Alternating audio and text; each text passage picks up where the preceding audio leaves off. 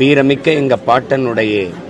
அடையாள சுவடுகளை அன்னை தமிழ் நிலமெங்கும் கொண்டு போய் சேர்ப்போம். ஏற்கனவே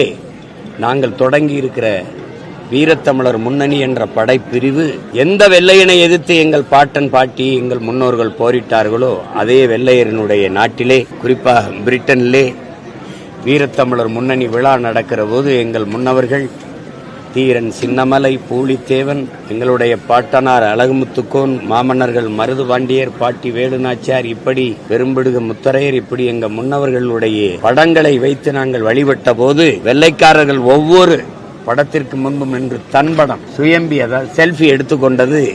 இன்றும் காணொலி ஆவணமாக இருக்கிறது. எந்த வெள்ளையினை எதிர்த்து எங்கள் பாட்டனார்கள் போரிட்டார்களோ, பாட்டியெல்லாம் போரிட்டார்களோ, அவர்களுக்கு அருகில் நின்று தன்படம் எடுத்துக்கொண்டதை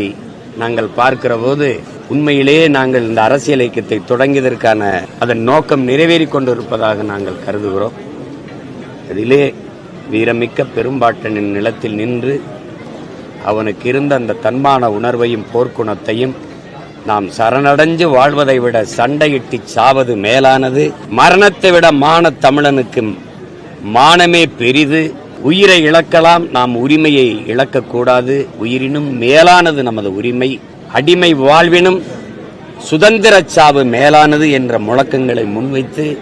வீர போர் புரிந்த மான மறவன் எங்கள் பாட்டனார் பூலித்தேவனின் நினைவை போற்றி அவர் கொண்டிருந்த அந்த உயர்ந்த நோக்கத்தை, அன்னைக்கு வெள்ளையனுக்கு மட்டும் அடிமைப்பட்டு விடக்கூடாது, ஒரு நாட்டிற்கு அடிமைப்பட்டு கிடந்த நாட்டை எதிர்த்து போரிட்ட எங்கள் முன்னவர்கள்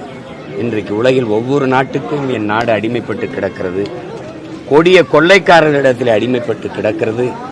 இந்த இழிநிலையிலிருந்து என்னரும் தேசத்தை மீட்போம் என்கிற உறுதியை